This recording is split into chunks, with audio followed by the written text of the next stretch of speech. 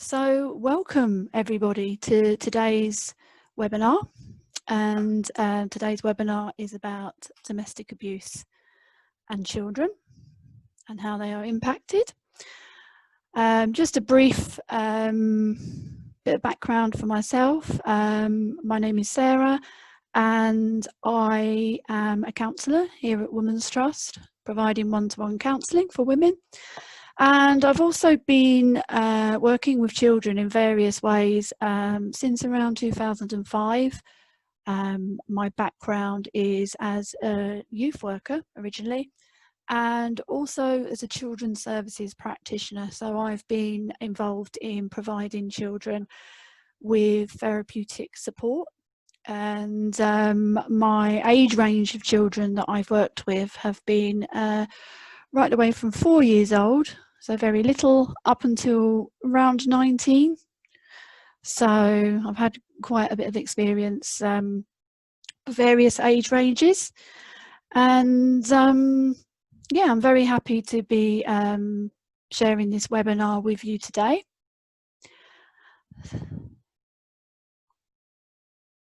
So just a brief bit of information around the Women's Trust is that the Women's Trust tackles emotional and mental damage caused by domestic abuse, and we support women going through the provision of free therapeutic services to counselling, support groups and workshops. Hello, if you've just joined us, welcome. Just a reminder to keep our cameras off and our computers on mute during the webinar, and you can message me directly.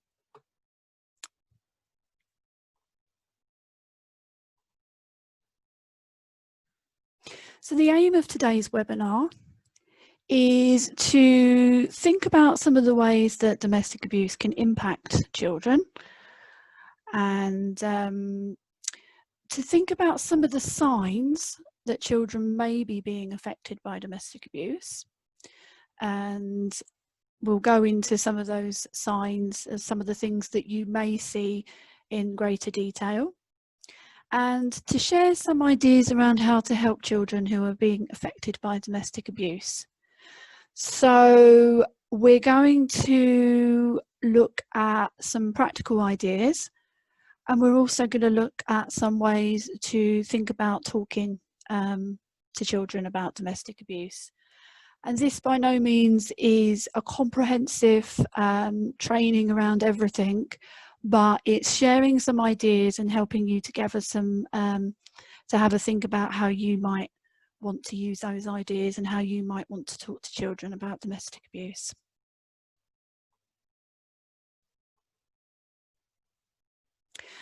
So just a brief introduction, a brief kind of definition around domestic abuse. And I feel that it's really important to recognise that domestic abuse is not only domestic violence, it's not only physical, it can be, and it can be very visible. But as this cross-government definition of domestic violence and abuse is sort of stating, is any incident of pattern or incidents of controlling, coercive, threatening behaviour, violence or abuse between those aged 16 or over, or who have been intimate partners or family members, regardless of gender or sexuality. So it can cover psychological abuse, physical abuse, sexual abuse, financial, emotional, coercive control, technological abuse, and it can include stalking, sexual harassment, forced marriage, female genital mutilation, and honour crime as well. So there can be many, many layers to domestic abuse, and it's really important that we keep that in mind when we're thinking about how children are affected by domestic abuse.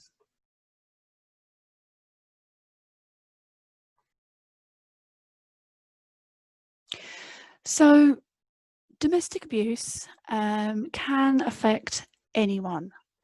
There is no set type of person who is impacted by domestic abuse. It can affect anybody in any area of life. It cuts across class, wealth, faith, ethnicity, sexuality. Doesn't matter what profession you're in or what educational levels you have, what your immigration status is, beliefs, nationality. It can be anyone. And it doesn't matter where you live, the area you live, etc.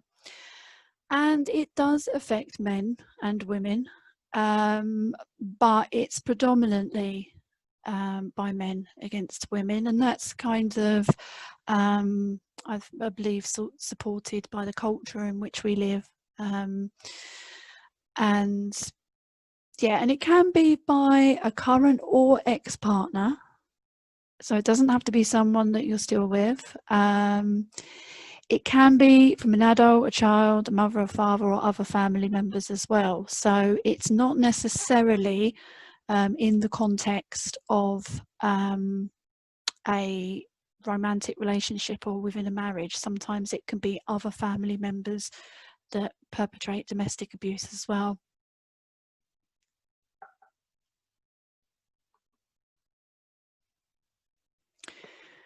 So we're just going to jump into a few common myths or a few common misconceptions around children and domestic abuse. You may have heard some of these, or some of these may be new to you, but some of the key things that are often thought about when we're thinking about children and domestic abuse. So a common statement is that all children who experience domestic abuse are likely to become perpetrators of abuse or become victims as adults. And it's really important, and we're going to go into this in a bit more detail later, to recognise that children are affected in many different ways, and how they're affected can be very much affected by kinds of their upbringing, their culture, their faith, their friendships groups, what things are like at school for them. And it's not a given that children that experience domestic abuse are likely to become perpetrators of abuse or become victims as adults. Another common thought is around talking to children about domestic abuse. And I've come across this in various settings where people have said that it's best not to talk to children about what's going on. If possible, you can, you know, keep it away from the child. You know, they don't need to know. Talking to them will be worrying, etc. But the thing that we do know is that children can pick up on what's going on around them, even if they're not directly witnessing it. So children can pick up on the anxieties of the adults around them, and they can also pick up on tension as well. So kind of just the feelings that are in the atmosphere. And if we don't talk to children about domestic abuse, they can be left feeling very frightened, confused, and they may blame themselves for what's happening. And this can be really isolating, and they may find it difficult to manage their feelings. Talking to children in an age-appropriate way helps them to understand what's happening, has happened, and to let them know that that's wrong, and to let them know that they're not to blame and that they can talk about how they're feeling. And we're going to go into that in a bit more detail later on.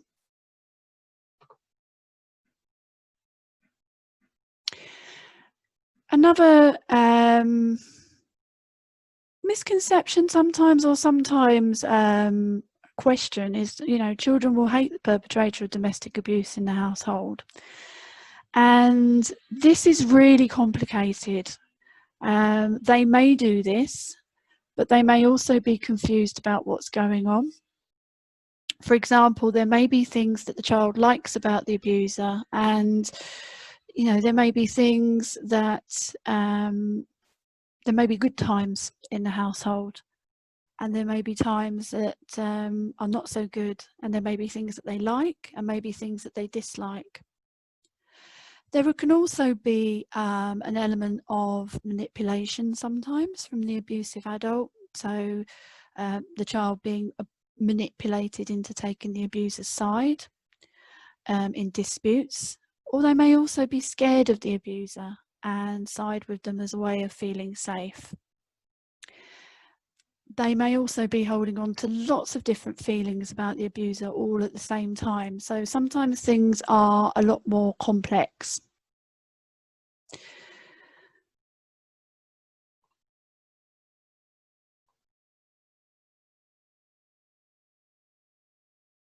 So just a brief kind of look at some of the statistics around the impact on children and how many children have been kind of impacted.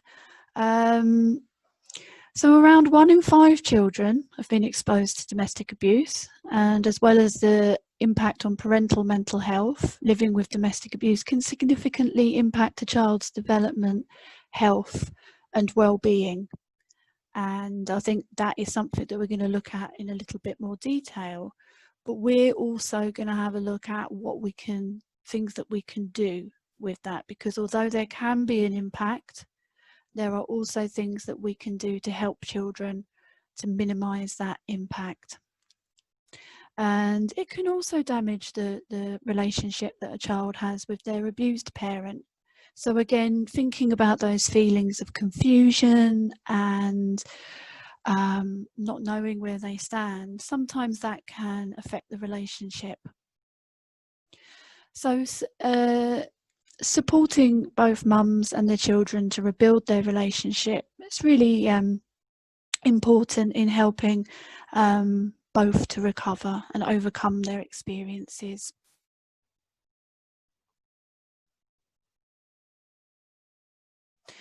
So I'm briefly going to touch on some of the impact during COVID-19, because I think it's really important to think about this strange time and how it has increased the effect of domestic abuse for children. So just some brief numbers. There's been an increase in the number of counselling sessions that Childline has delivered about domestic abuse. So from 50 a week earlier this year to during lockdown around 65 a week. And there's also been an increase in the number of people contacting the NSPCC helpline about domestic abuse, rising from around 140 contacts a week earlier this year to 185 since the government's stay-at-home guidance was issued. So I'm presuming that's during lockdown.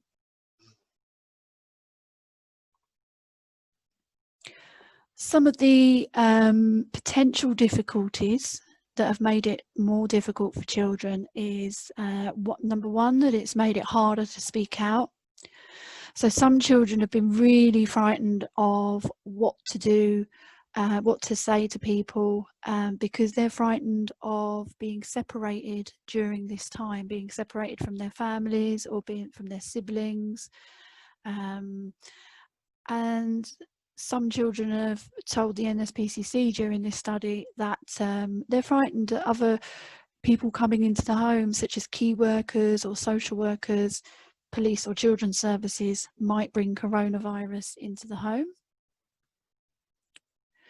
It's made it more difficult to leave, and adults experiencing domestic abuse at home have shared that the stay-at-home measures have really made it very difficult to leave or even to kind of take a break from what's going on. So there's been worries about leaving children alone with the abusive partner or adult in the household, worries about catching COVID-19 if they leave the house. There's financial issues. And, there's a real hope that actually maybe some of the abuse will stop once the lockdown restrictions are eased.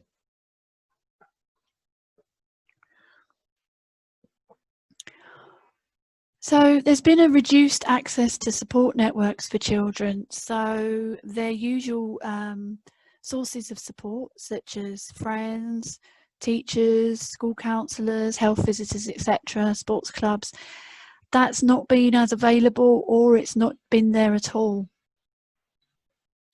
And there's been a sharp focus on domestic abuse during lockdown. So many children might have only become aware of domestic abuse since the stay-at-home measures, because the whole family has been in close proximity for extended periods. There's also been an increase in the media coverage. So children will have seen a lot of news, are likely to have seen some news reports talking about domestic abuse, and that may also have affected them, and they may also start to recognise some of what's going on. The NSPCC report talked about drinking during lockdown being increased, and how some young people and children mentioned that parents and carers may be drinking more during the government stay-at-home guidance, whilst others said that this was worsening the domestic abuse. And another final point is that many children may have felt, may have experienced fears about the coronavirus being used to exploit them. So kind of coronavirus being used as a weapon, as it were. So, you know, a family member threatening to breathe all over them, or a family member not allowing people to leave the household because they're trying to, in inverted commas, keep them safe from the virus.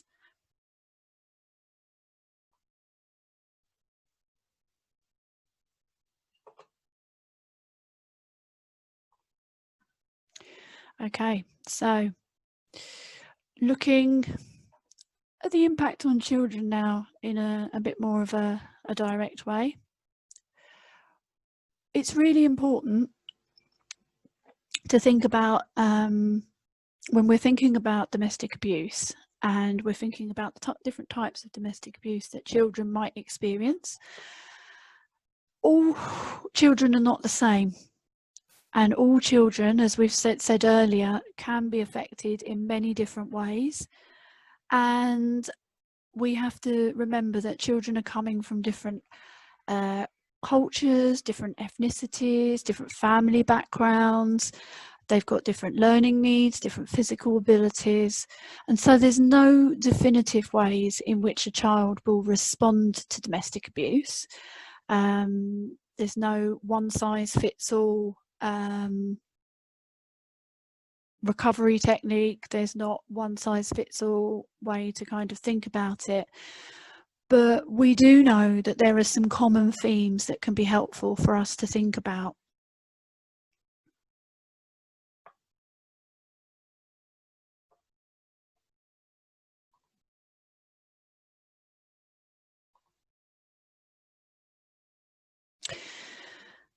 So I just wanted to have a think about some of the feelings that children can or may experience as a result of domestic abuse. And we're going to go into this in a bit more detail, but it's really important, again, thinking about that previous statement, not all children are the same, and not all children will experience all of these feelings. Some may not experience any of these feelings, but they're useful feelings to think about. So sometimes if we can kind of think about how a child may be feeling, that can help us kind of think about our response.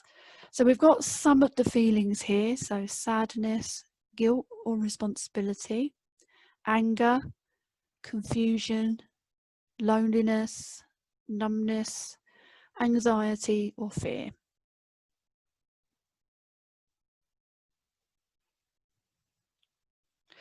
So feeling anxious or scared about what's going on, it's a really common feeling for children that experience experiencing domestic abuse. They may be worried about what's going to happen next, and they may be frightened of what's happening. They may have a lot of feelings of uncertainty, so not knowing what's going to happen, and they may be scared of something bad happening. So as we've said, domestic abuse takes many different forms, and sometimes there can be visible violence, and that can be very frightening. But sometimes other forms of abuse, such as manipulation, tech abuse, or financial abuse, they're not always as visible. And so they can still be anxiety provoking for a child, because as we said earlier, sometimes children can pick up on the feelings of the adults around them and the tensions that are going on. And also things like tech abuse and financial abuse will have other effects on children as well. So, you know, worries around money, worries about kind of being able to communicate with others, etc.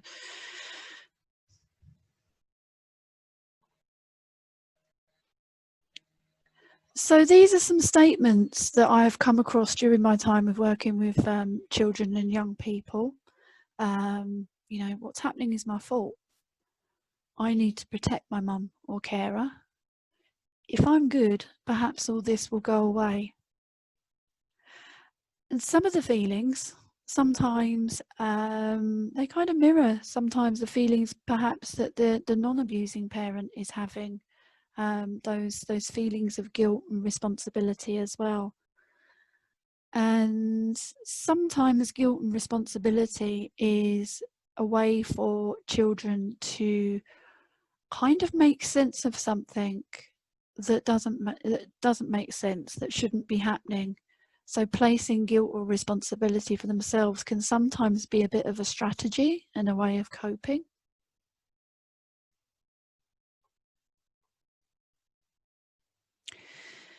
So thinking about numbness or no feelings, and I've come across this very often with children that I've worked with when there's been domestic abuse in their background, or they're experiencing it at the time. I don't feel anything.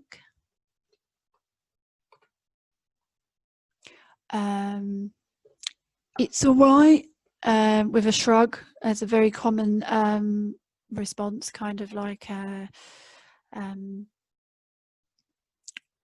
yeah, it's all right, you know. So not getting a kind of a response of any feelings, or I just don't know what to feel. And sometimes when feelings are too overwhelming or too much, children can cut off from them, and that can leave a feeling of numbness or not being able to connect with their feelings.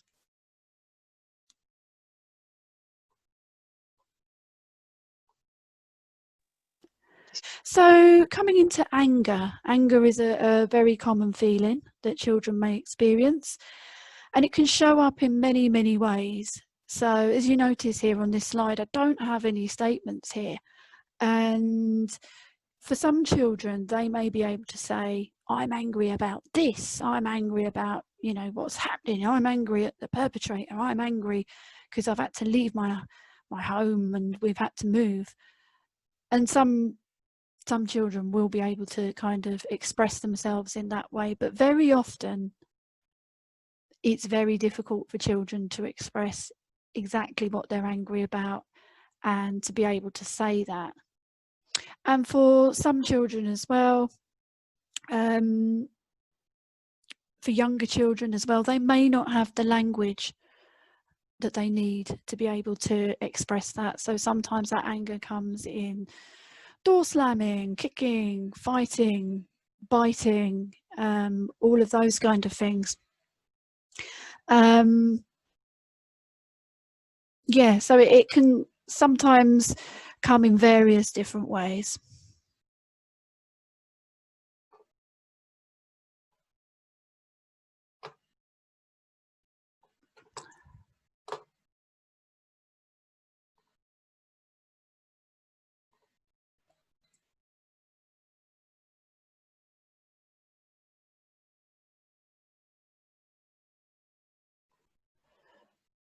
Okay, so sorry about the delay there.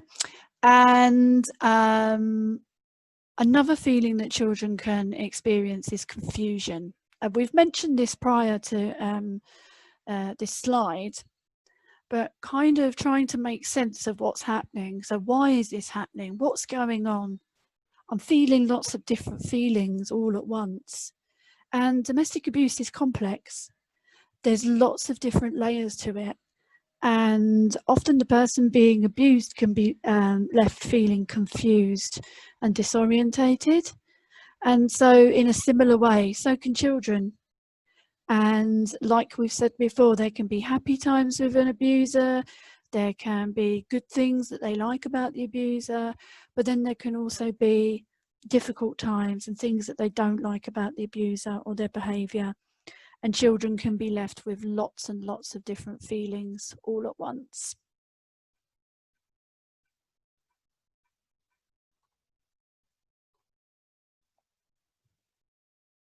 Okay, so feelings of sadness and of loss are very common. There might be the loss of family that they're thinking about, the loss of friends perhaps if they've had to move away, and the loss of home.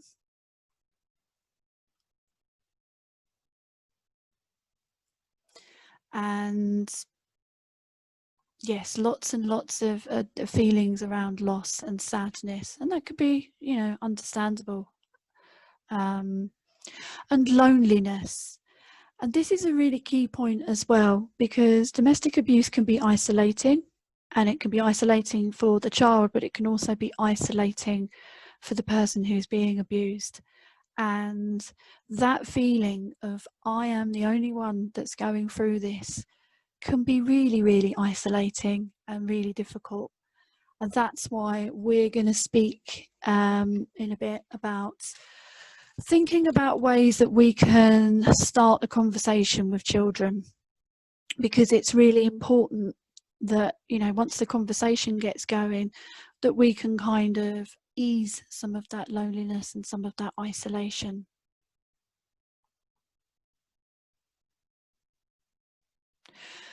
So we're just going to check into some of the physical signs of what we might be seeing in children that might show us that there are these the domestic abuse is affecting them in this way, and that they're having these feelings.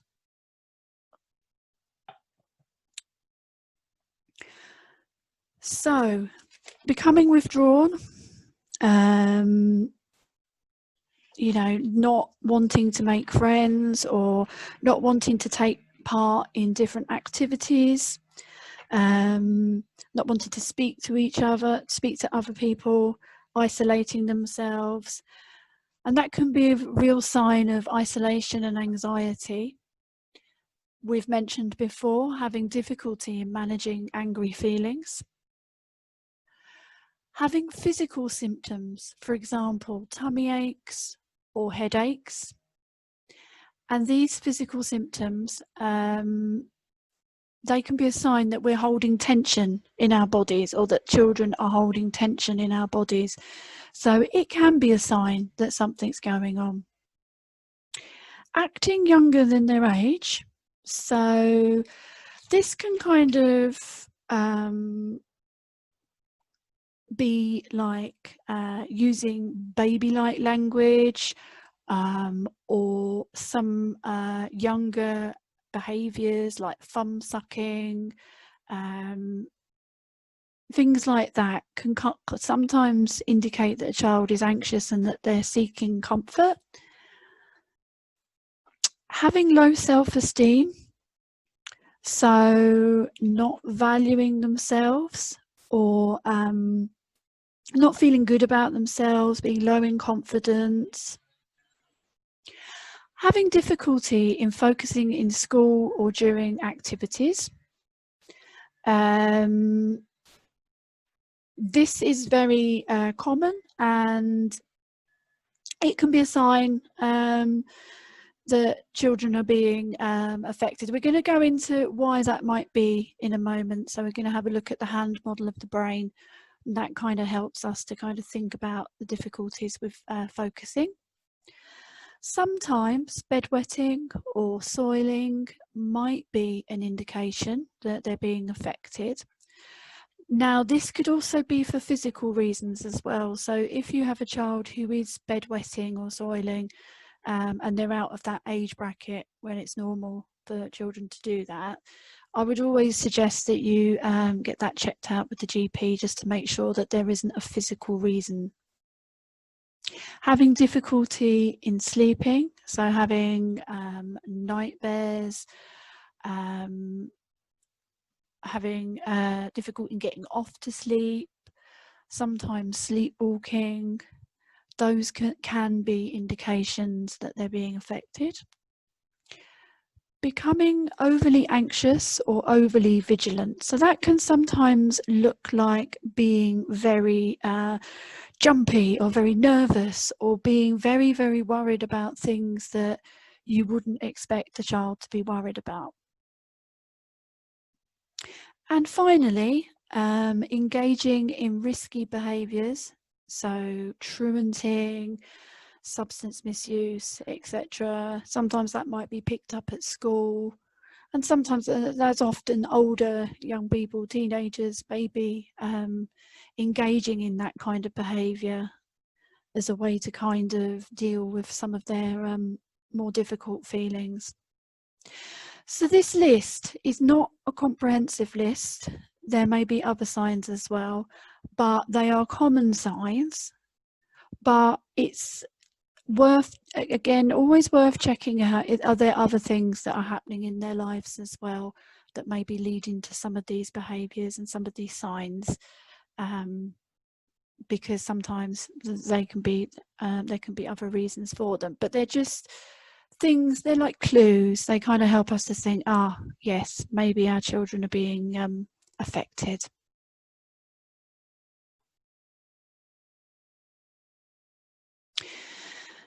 So we're going to just check into the hand model of the brain, which is a really useful way to think about feelings. It's a useful way for us to understand what's going on for a child, but it's also a useful way for children to understand what's going on for them. And when we understand, or when a child can understand what's going on and they can understand what's happening, it makes it less scary. It makes it something that they can do something about.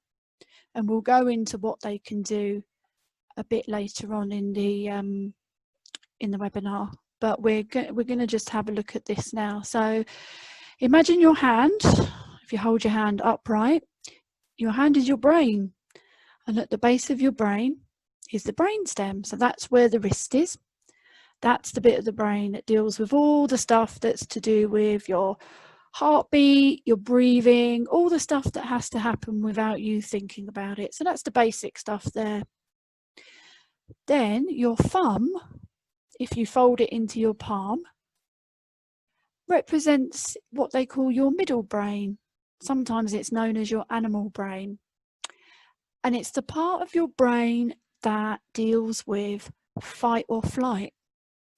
It's the part of your brain that has the amygdala in, which is responsible for sensing danger and telling the brain and body that we need to act, we need to do something. When I'm talking to children about the amygdala, I often call it the amygdingling, because it's like the brain's alarm system, it's the brain's alarm bell. Your fingers, as you fold them over your thumb, that represents the modern part of your brain, the prefrontal cortex of the brain. So that's the modern part of the brain. And it helps us to manage our emotions. It's the bit of our brain that deals with language, with thought. It reassures us. We can think of consequences. So when the brain is like that, and we've got the middle part talking to the front part, everything is working well. And so when scary things happen, or when things happen that upset us or trigger us, we're able to deal with it, because even though the little thumb, the animal part of the brain might be freaking out. The modern part of the brain is saying, it's okay, we can deal with that. That's what we can do. Or it might be, oh, you're feeling scared. Perhaps you might need a hug. So that's when it's all working together. But very often, when things are just too much and when things are just too overwhelming or too scary, our front brain goes offline. So our fingers, you can imagine the fingers raising up, like in the bottom picture. And that's what we call flipping our lid.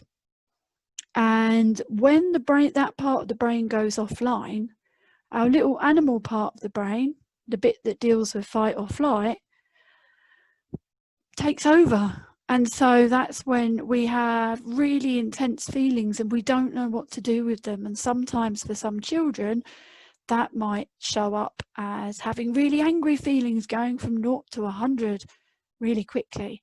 Or it might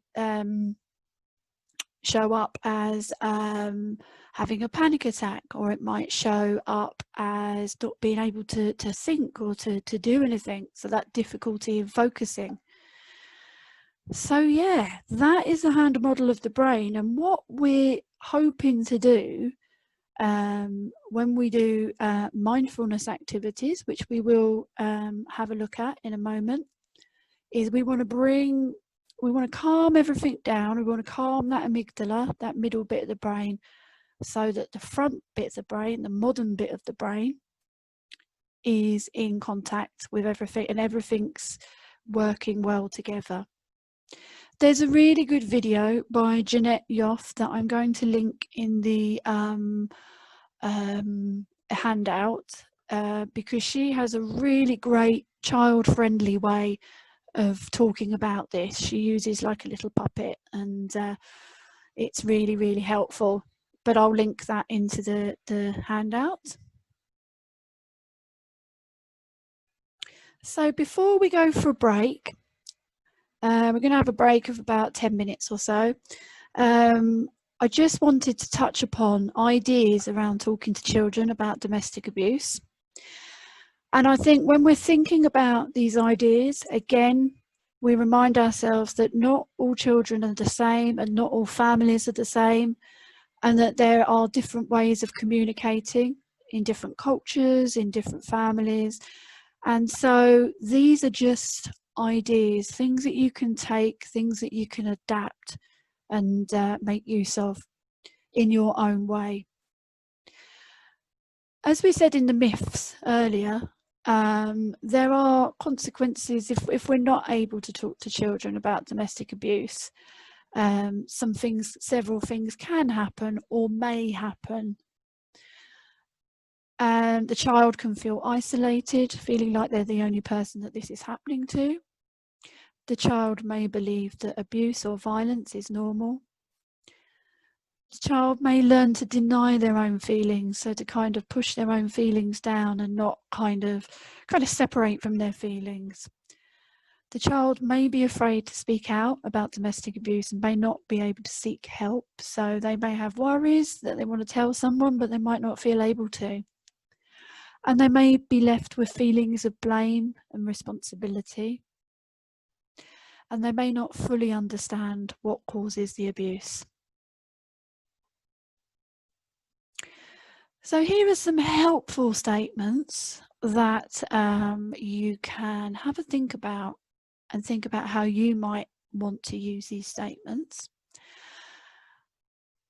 And these are all copied into the handout as well. So thinking about the conversation, you know, what happened is not okay. So this is not normal. This is not okay.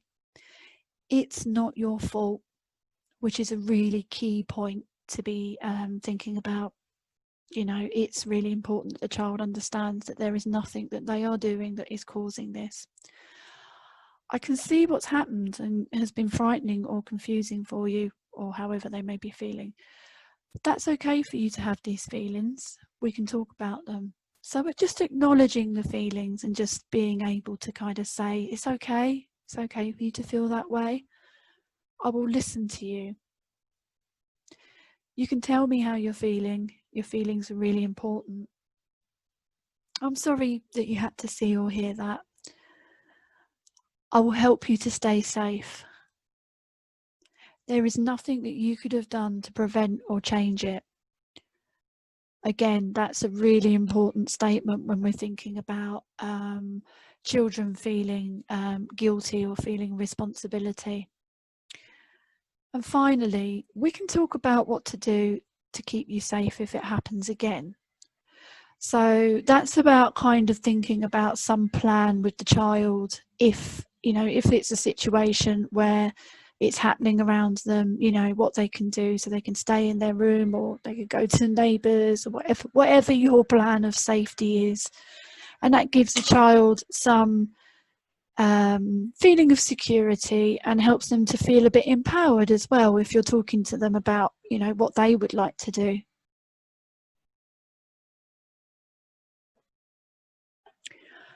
So it can be really difficult when we're talking about the abusive partner or ex-partner or adult to the child.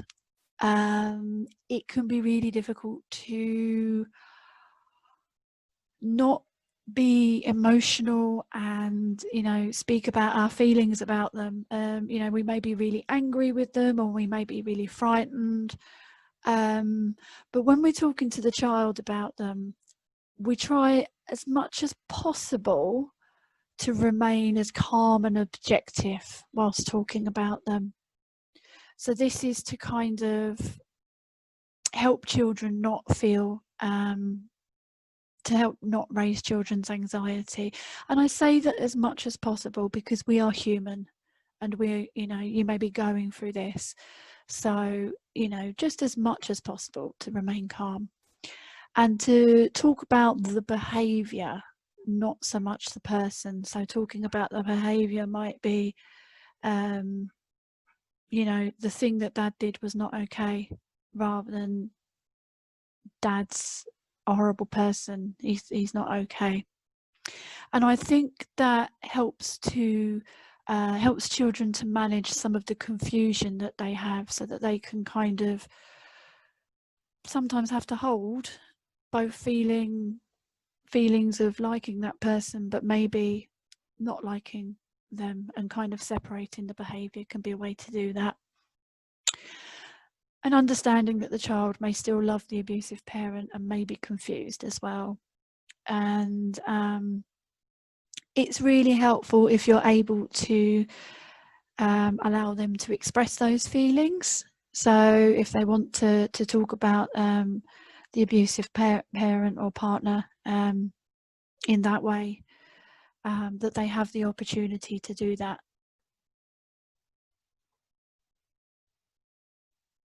So just some further tips, as it were, some further advice. You know, be patient. Sometimes these conversations take time to find the right time to have a chat, and sometimes it might take time for children to be able to have those conversations. So yeah, to be patient with yourself and also with children, and to take your time as well. And I've found in my work with children and young people, when having difficult conversations, it's really helpful to have an activity that you're doing with them at the same time. So in my work, I might use Play-Doh or Lego or art. And so we're sitting together side by side and we're able to have the chat. And that can sometimes take the pressure off having to talk face to face for a child. So it feels less pressurizing. Might be that you're doing something like baking a cake, or you know, some activity where you're able to talk but able to do something else at the same time. And to be kind to yourself. It can be really hard for you to talk about what's going on, the domestic abuse, and it can be hard for your children as well. But hopefully once the conversation is started, it can help to make things a bit easier. And finally, try practicing what you're going to say with a friend, or try writing it down to get a feel for how you might like to word what you're saying. You know, how do you express yourself? You know, what are the kind of words that you would normally use? And it doesn't necessarily mean that you're writing a solid script for, you know, to go into the room with a child with a script, but sometimes it can be really helpful just to kind of get a sense of what you're going to say and how you might say it. So yeah, take time to kind of think about that.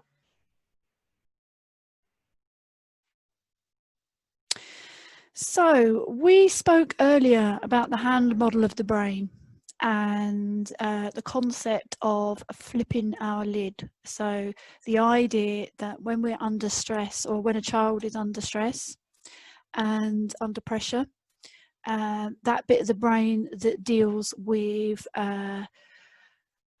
thought, language, is able to reason, able to use logic, etc. That's a part of the brain that goes offline. You might notice that I keep switching into saying we when I'm talking about the brain and when I'm talking about the hand model of the brain. And I think it's actually quite important to think about that actually this stuff is going on for us as well. So this isn't just for children, this is for us. So when we're thinking about, you know, getting all those bits of the brain communicating effectively and working well together, we can think about ourselves. And we can think about the things that make us flip our lids. I think that it's, you know, it's really important to remember that where we're at, you know, in our, you know, if we're feeling really anxious or panicky or upset, it can be difficult for us to calm children down. So if we think about some of these things that we're going to look at now as being things that we can also think about for ourselves, that could be very helpful. We've just had another person join us. Welcome. It's great to have you here. Just a reminder to keep yourself on mute and to have your camera switched off. That would be great. And you can communicate with me via the chat function. I'll be reading out chats and questions towards the end of this presentation, and you may have missed quite a bit, but that's okay because we're going to upload this onto the website, so you'll have an opportunity to check that out later. Okay, right, so a really good technique to think about in order to kind of get our brains working well, and to get children's brains working well, and to get children into a place where they're calmer, is mindfulness. And mindfulness is a catch-all term for a variety of different techniques that can help a child or us to be present in the moment, to calm, and to slow down the system so that it can work better. That's it in a nutshell. It's very, very basic. There are many different types of mindfulness, and there's a lot of mindfulness incorporated into Eastern religions and to yoga, Tai Chi, many different things like that. But mindfulness itself isn't a religious practice. It's a practice that just helps us and helps children to remain in the present moment and to calm. So there are some excellent benefits to mindfulness, and one of those things is it helps to strengthen self-control, so the ability to be able to make good decisions for ourselves, so for children to be able to make good decisions. and to lower anxiety and stress. So we thought earlier about how children can have feelings of anxiety and fear around what's happening in terms of domestic abuse. So that can also be helpful for them. It increases positive moods, so being able to just feel less down. And it doesn't mean that we're going to feel happy, or it doesn't mean that children are going to feel happy at all times, but it helps to kind of increase the amount of better moods that they can have, better decision making,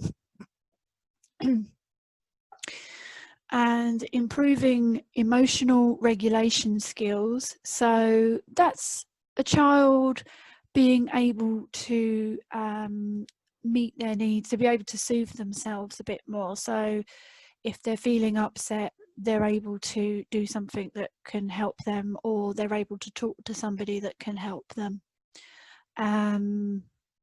Increases self-esteem. So as we've looked at earlier, self-esteem can be a big issue for many children who are experiencing domestic abuse.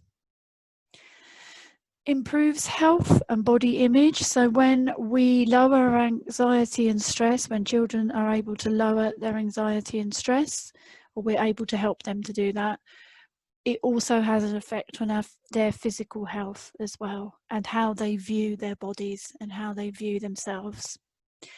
And it improves social skills and communication. So thinking about that part of the brain that goes offline, that's the bit that deals with language and talking and communication. So it can help to improve that as well. And as the little image that I have there is of a brain doing a bit of a workout and strengthening itself, mindfulness techniques can be really helpful because the brain is like a muscle. The more you do it, the more effectively we can get the brain working and coping with what's going on around us, and for children to be able to cope with what's going on around them.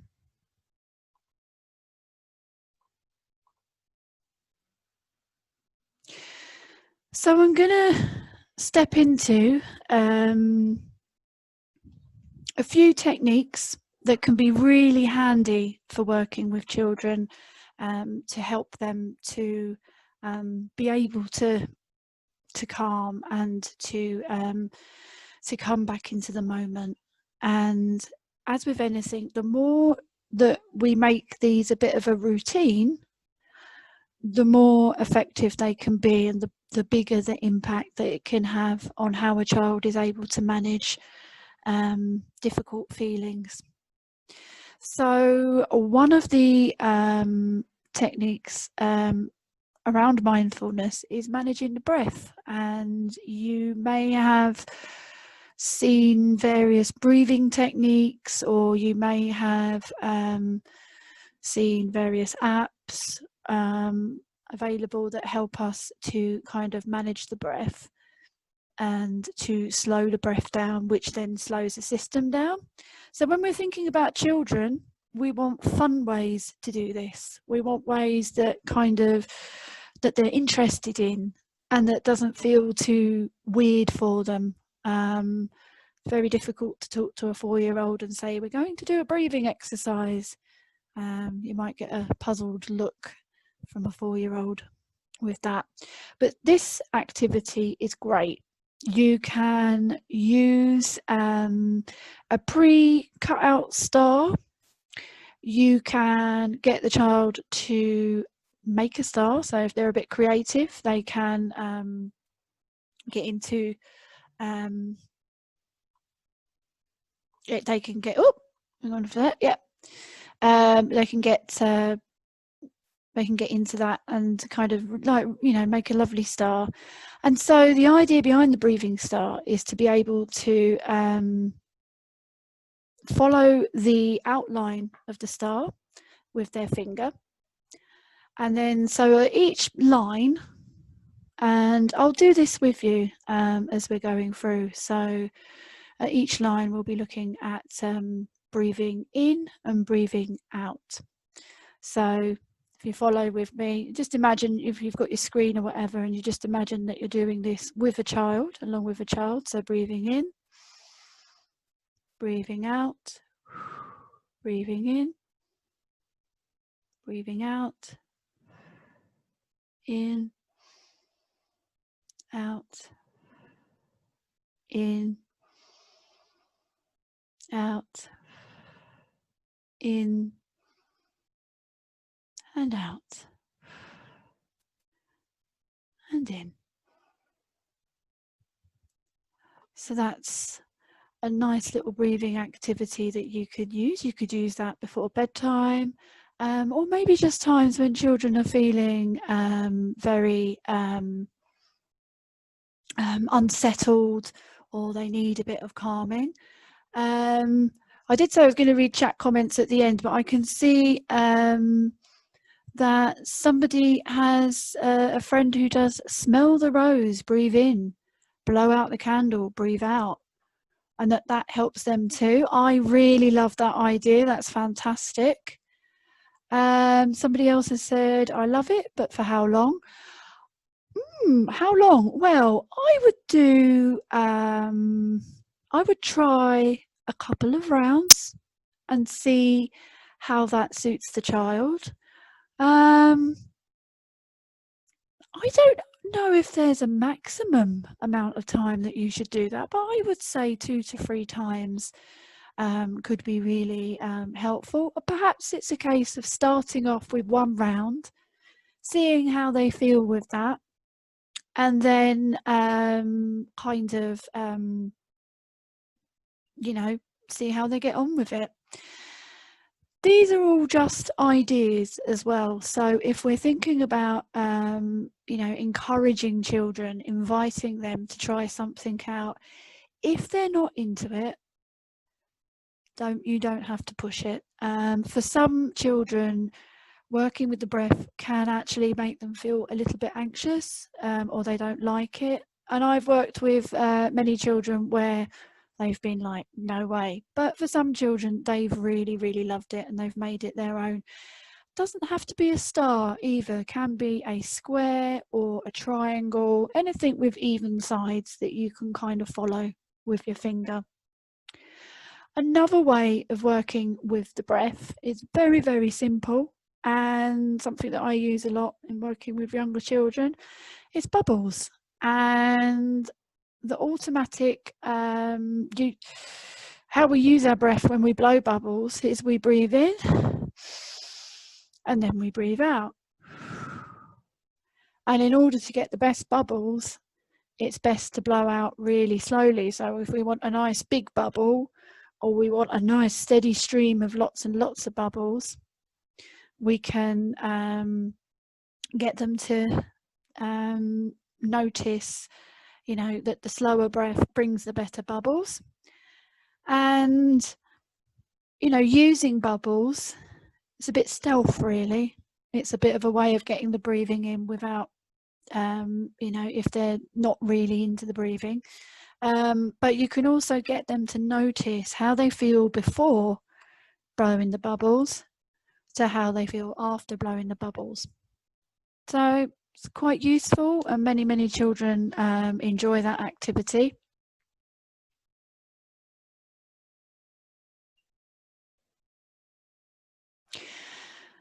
Okay, we're going to have a look at the 5 senses, the grounding technique. So this is a good technique for when things are just really overwhelming, or a child is feeling really anxious about what's going to happen, how's it going to happen, you know, thinking about the future, or if they're very much dwelling on what's happened or what's worrying about things that have happened. And it's a way of just bringing them back into the moment. And this is something that I use with adults as well. It's a really, really good technique to kind of help us to come back into the present moment and just focus on what's around us. So if we're doing this together, I'm gonna have a go at it as well whilst we're here. So if we relax our bodies, Take a few deep breaths.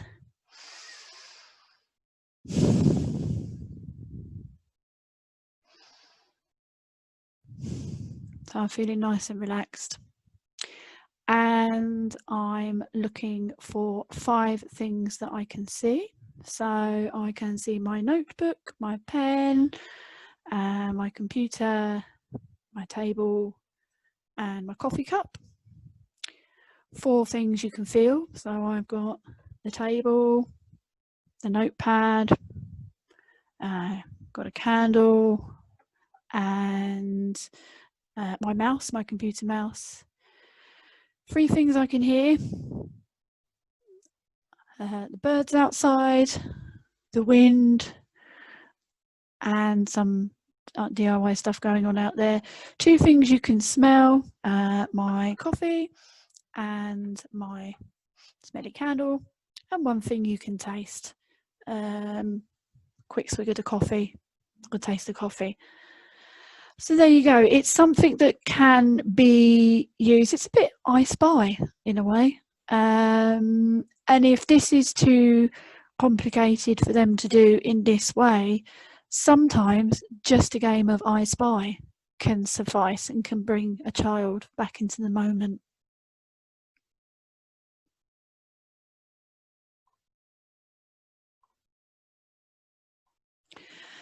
So this is less about mindfulness, but about kind of getting a child to think about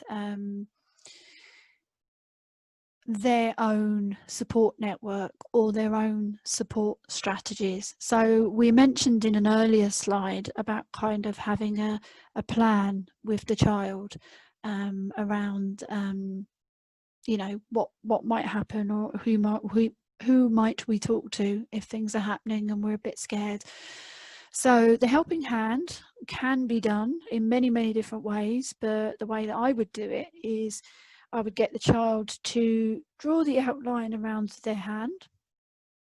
And so they've got an outline of their hand, and then on that hand they can draw, each finger can represent a person that they can talk to or that can help them. So 1 finger might be a teacher, 1 might be a school counsellor, 1 might be grandma, 1 might be yourself.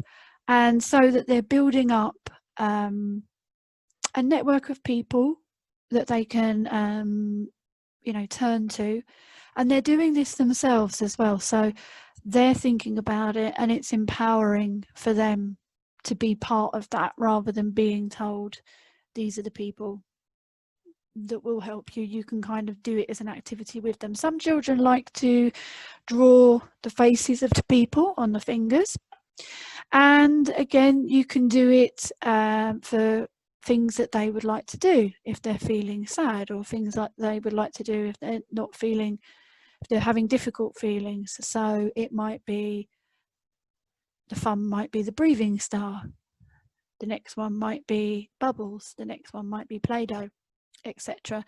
So that they're building up their own plan and their own ideas around what they can do, and they've got it there. Maybe they might do 2 hands, and it might be that you don't use a hand, perhaps you might use a tree or something like that that could be really helpful for them.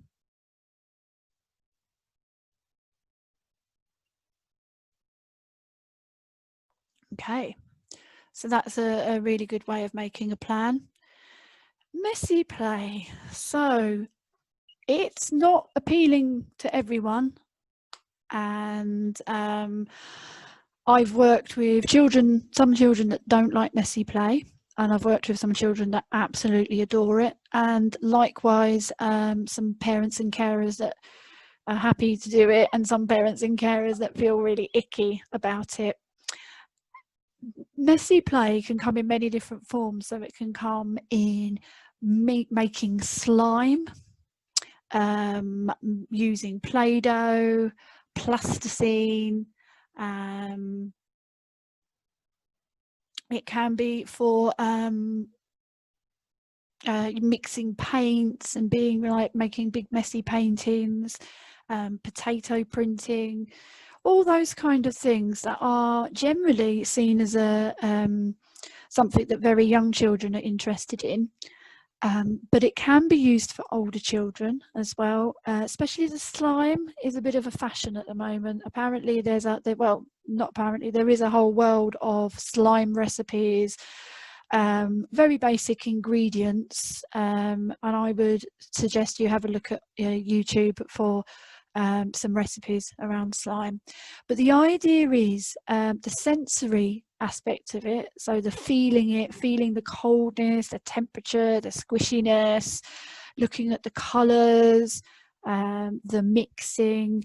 It's not only creative and expressive, but it's all that sensory stuff is a great way to bring children into the moment.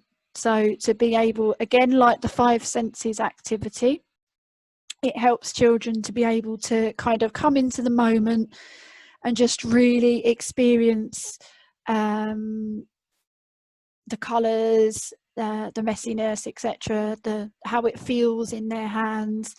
And it has a really good calming effect on the brain. It's really good for kind of bringing all those bits of the brain online together.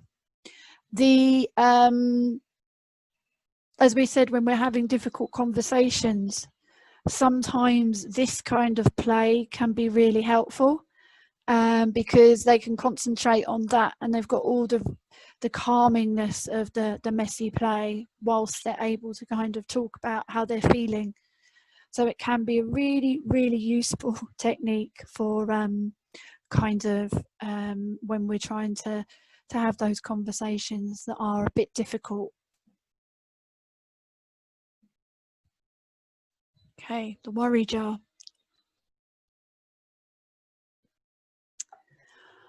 Now, there's lots of different ways that you can think about doing this.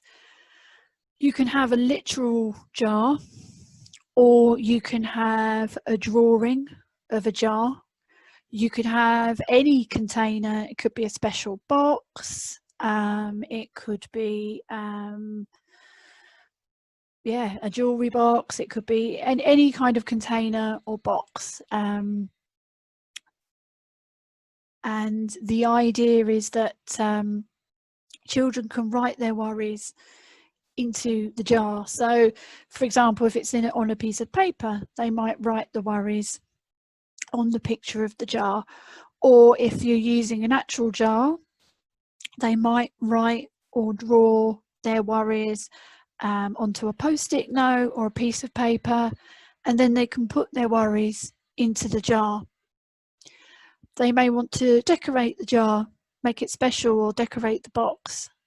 And it's a great way for children to be able to take some of what is in their heads, things that are leaving them with anxiety or upset, and be able to kind of just express them and to put them somewhere. And it's not about making worries go away, but it's about helping children to manage worries, so be able to put them into a jar. Some parents or some children are happy for their parents and carers to look at the worries in the jar. Perhaps it's a way for children to express how they're feeling, but without having to talk about it. So it might be that at the end of the day, when they've gone to bed, you're allowed to have a look in the jar. And some children might not want that. Some children might just want a place to put their own worries.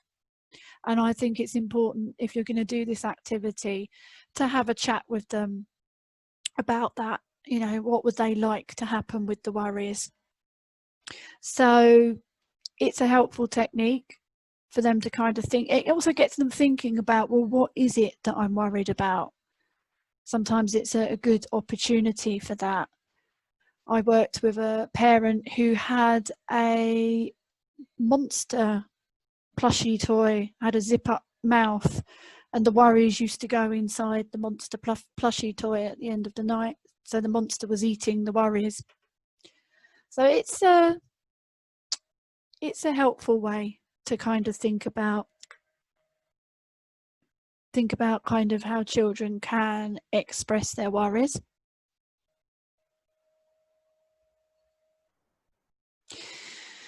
So we're moving on to just a couple more mindfulness ideas, exercises, and again, it's about bringing children into the moment, into the here and now.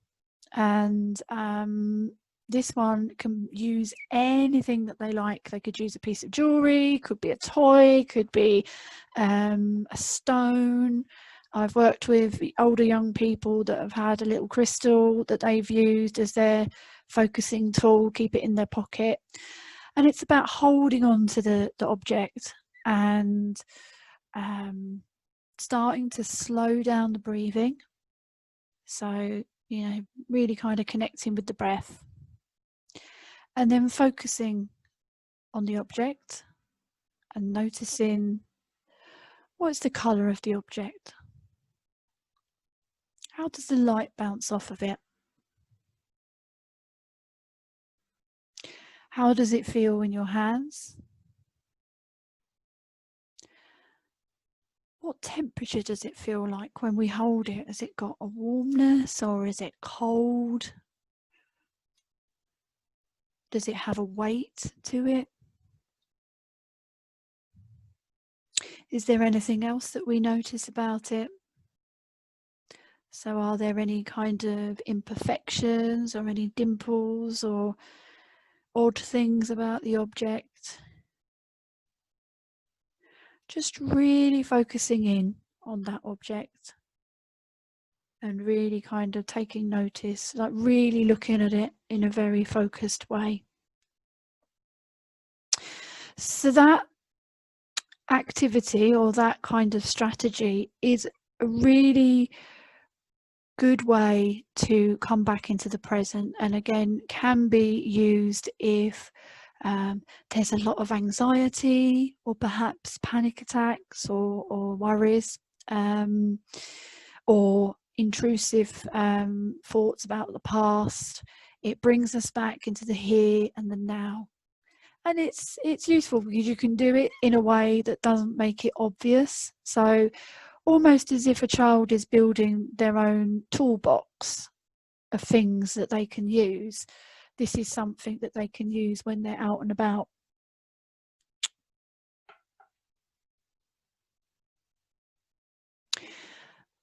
A particular favourite of mine is mindful eating. So this is an activity, it's a fun one as well that you can do together. And very, very similar to focusing on an object, but you're focusing on a bit of food. And this comes with a caveat, a little word of warning. It's really hard to do with chocolate because chocolate melts in your mouth, and it's really, really tempting to eat the chocolate before you do the activity. So you're looking perhaps for a piece of food that is a bit more sturdy and a bit less tempting. Perhaps like a coffee bean or a piece of fruit. Yeah, maybe a boiled sweet or something like that, something that has a bit of longevity to it. So again, you would do the activity by kind of holding the food piece, whatever it is, in your hand, and you spend time with it kind of like you do with the object. You're looking at the colour, you're looking at the texture, you're looking at how it smells, how does it feel in your hand? Is it heavy? Is it light? What kind of imperfections are you sensing on it? All those kind of things. And you give it a good old smell, kind of pick up the smell properly, and then you place it into your mouth and you begin to not eat it, to be able to kind of just hold it in your mouth and kind of get the flavour. How does it feel in your mouth? The texture, the juiciness, etc. So really, really taking time to focus in on what that tastes like and how that feels. And then eventually you're able to allow them to eat the food piece.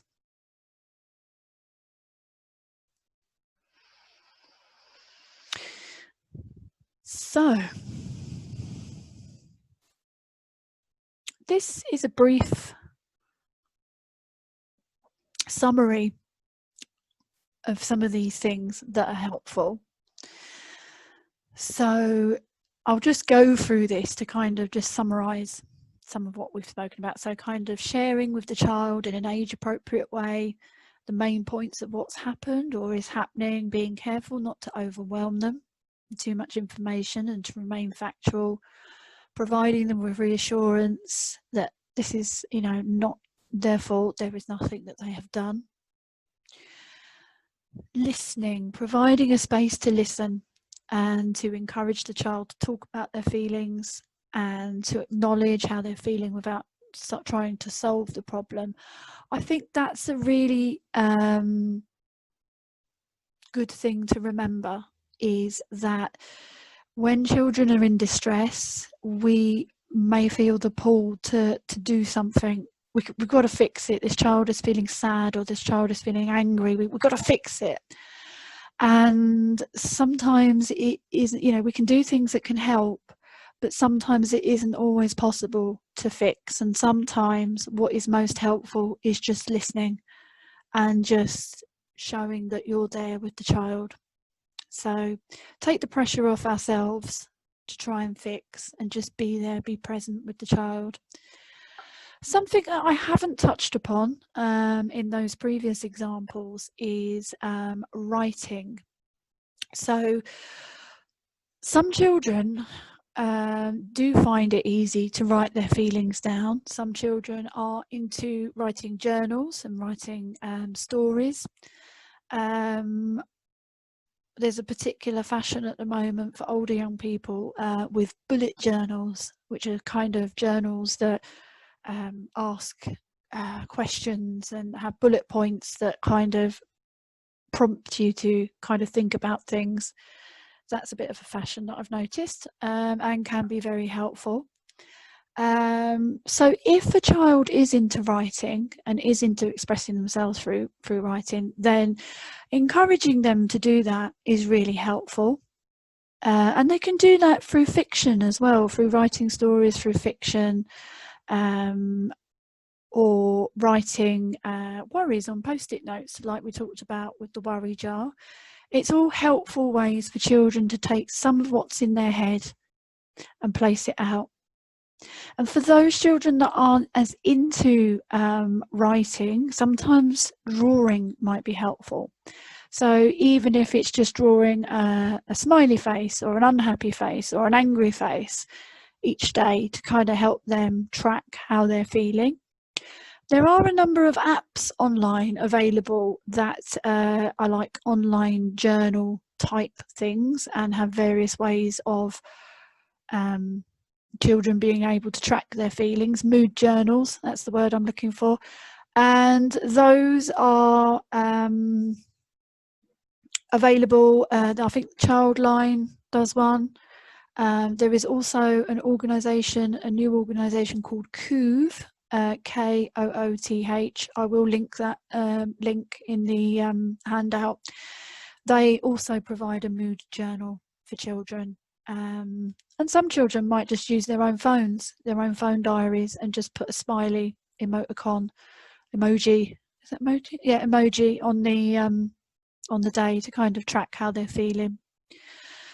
Some children love art and they love to express how they're feeling through drawings, through painting, using Play-Doh, clay modelling or collage, and calming. So the breathing exercises that we've been through to help them feel calm and safe, and blowing bubbles.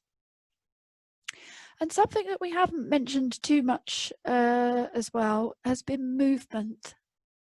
So when we're thinking about how children can store tension and stress in their bodies, the way to kind of help release some of that and to help them connect with their bodies in a safe way is to get them moving. So helping them or kind of encouraging them to kind of get into sports if they're into that, getting them into dancing if they're into that, gymnastics. Yoga is fantastic if they are interested in that kind of thing, and I know that there are yoga classes that are aimed at children. There's also a lot of online yoga materials for children that are on YouTube as well, so it's not necessarily having to use a class. But yeah, yoga is a great way to bring mind and body together and be in the moment and to calm the system down. Martial arts, karate, kung fu, very popular. And again, they use a lot of the breath, and they use a lot of almost meditation type techniques to kind of help regulation as well, so to help calm. And just basic walking and running. Walking has a really calming effect on the nervous system because there's a rhythm involved, and that rhythm helps to calm down that amygdala that we spoke about earlier, the amygdala, the brain's alarm bell. And so, yeah, it not only releases tension, but it's also calming as well. So just some ideas there. And, you know, I would encourage you to think about, you know, how you like to do some of these things, or the way in which you like to do some of these things.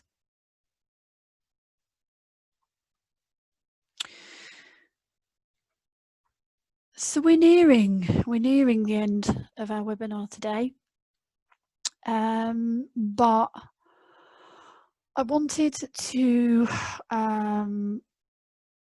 really take some time to stress the importance of self-care, and this can be really difficult when you find yourself in a situation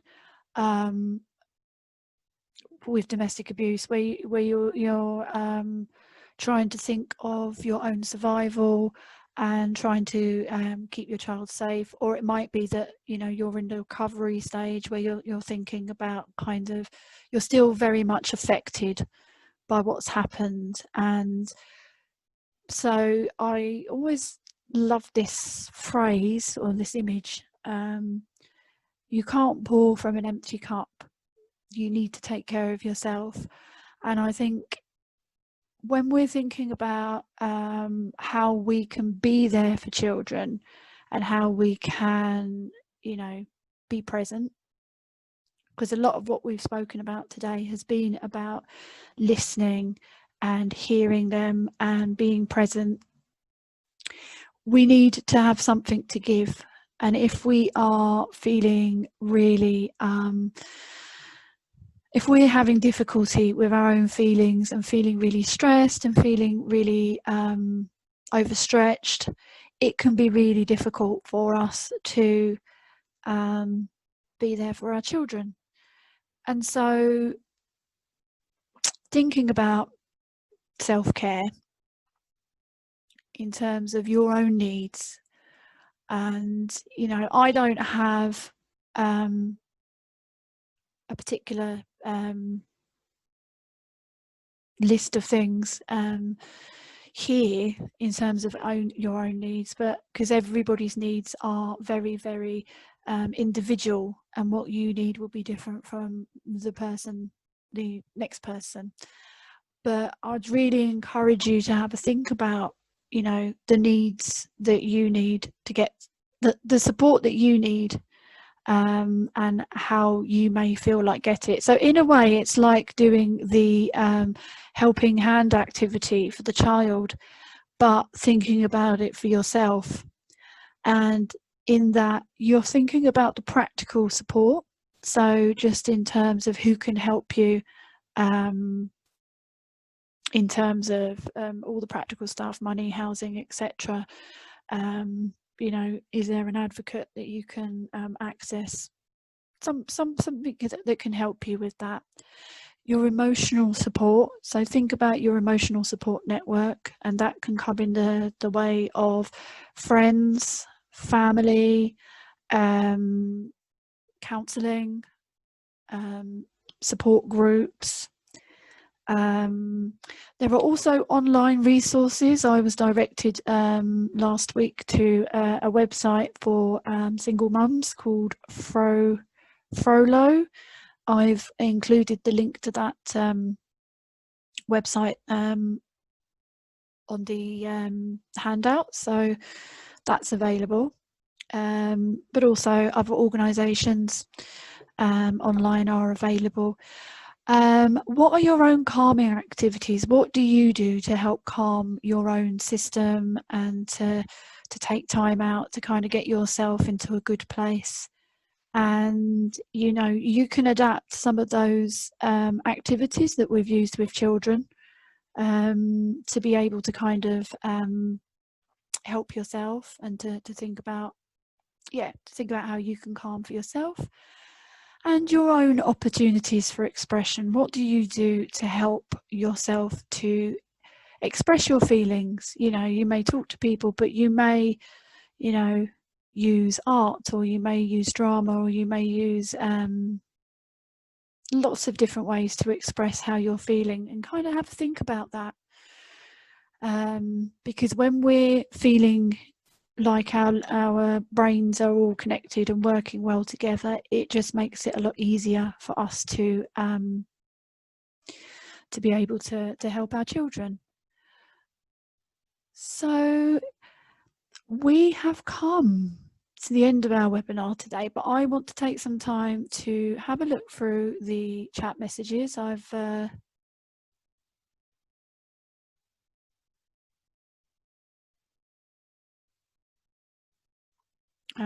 been having a look through. So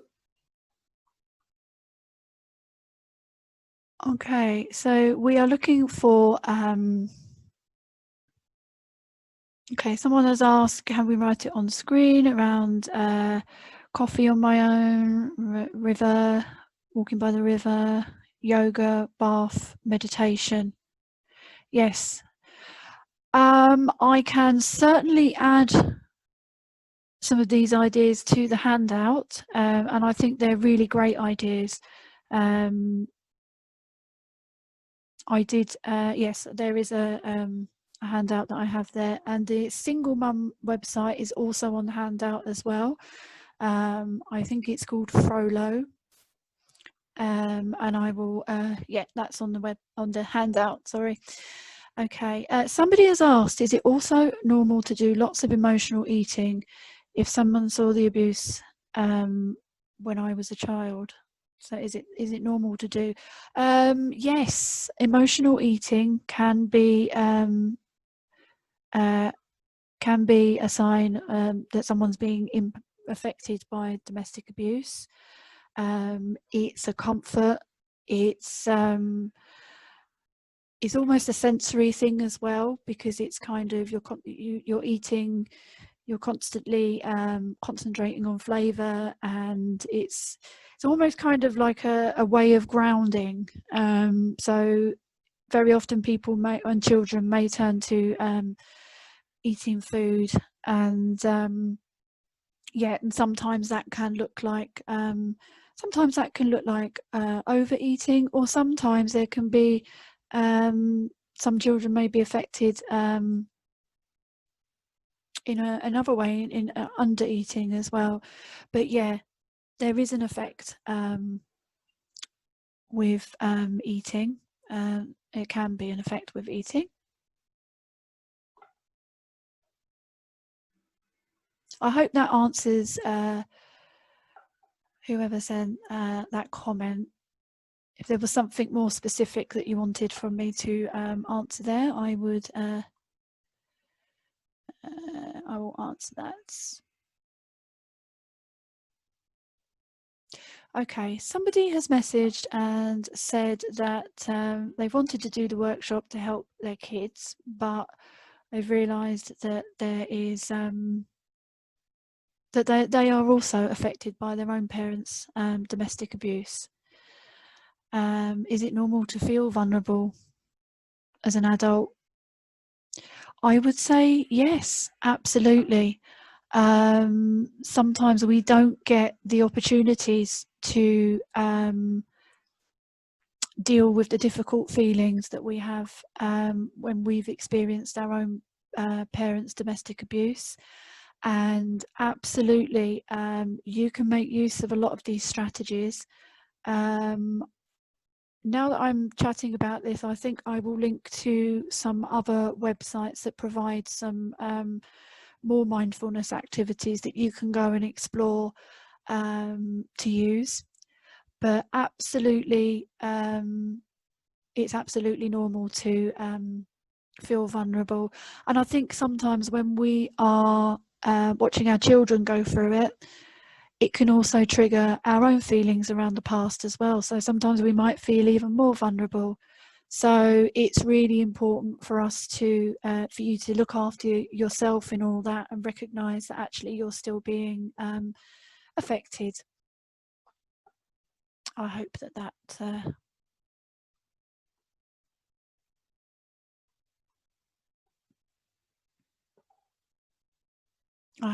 answered. Yeah, so somebody's just made a comment around using food to control emotions, and as it being a way to kind of control emotions. Yes, that is a very common it's a very common thing for children as they're growing up, and it is something. Food is something that is controllable in a way for children. So yes. And I understand that actually perhaps there's a lot more to say on that subject, and I don't think that I could give you a full, all-encompassing kind of answer or solution around that in the moment here, but I can acknowledge that definitely can be an impact. And I think what I will do is I'll have a look and see if I can find a link to an organisation that can offer information around difficulties with eating, if that's okay. Okay. Okay, another couple of comments right from the beginning. I'm just aware of time, so I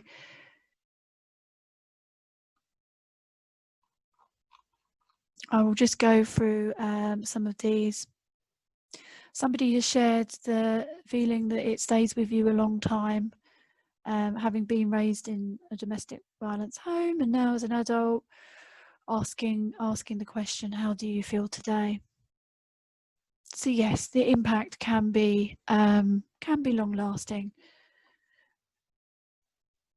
It can be scary to feel feelings you see in the perpetrator, like anger, and feel like you are going to become like them. Absolutely. I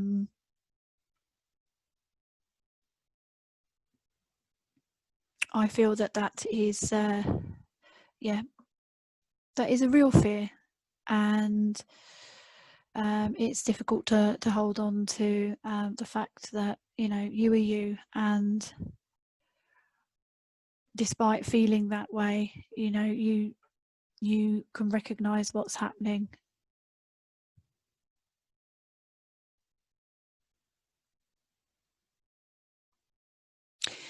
Is it normal to feel burnt out just after realizing and listening to all of these workshops and finally finding the space to deal with them? Absolutely.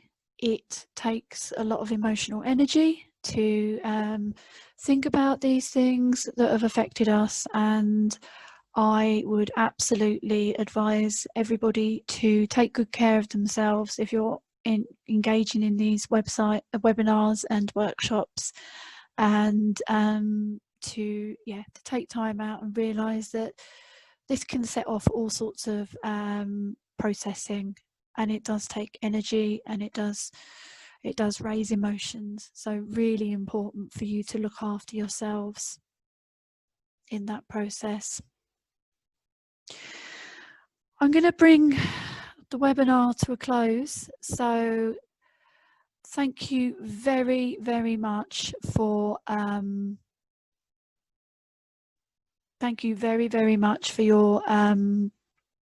your input. Those comments and those questions were really, really helpful.